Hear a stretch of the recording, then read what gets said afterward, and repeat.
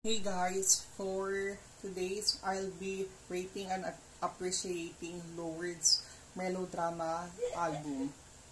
Nung una kong nakita ang mga song title ng kanta dito ay inakala kong itong melodrama ay sa una hanggang climax lamang makakaramdam punong-puno ng buzzing of excited emotion that will flow into my veins. But after listening a lot of times and continuously this day, I finally admit to myself that I am wrong. The reality turns out to be quite the opposite, na habang papalapit sa ending ang album ay mas lalong gumaganda, mas nagiging malikhain, kapanapanabik ang kwento.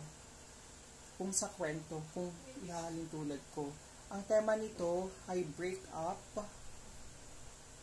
hindi pagpupursue sa mga bagay na ating ninanais, kagaya na lamang ng mga pangarap, tao, at mga bagay na alam nating makakabuti para sa ating sarili, paninisi sa lover, paninisi sa sarili, paninisi sa mga nangyari, paninisi sa panahon, paninisi sa edad, paninisi sa lugar, at pagiging kontento sa naging at hindi pagiging kontento sa naging takbo ng kwento.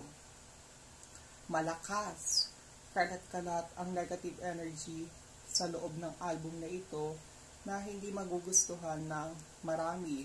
Siguro dahil maraming naniniwala na magiging perpekto ang kanilang buhay kung maiaalis na nila yung mga object of toxicity sa kanilang buhay, kagaya na lamang ng toxic relationship, fake friends, negative mentality, annoying people. Pero what the fuck are perfect life, and who the fuck are perfect people? I believe sa sinabi ni Killua from Hunter x I love those animes, na mahirap talagang mabuhay dito sa mundo ito dahil kinakailangan ng lahat na paunti-unting uminom ng maliliit na doses ng lason araw-araw upang magawang talagang makasurvive. And yes, you can have a drinks of some drops of poison stored and claim the negative energy harnessed inside the album.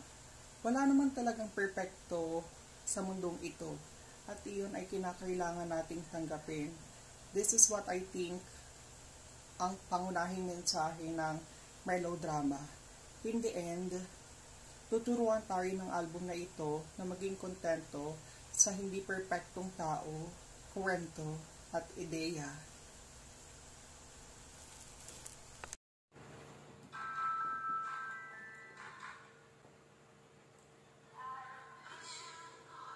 War is hard. Feel this harder.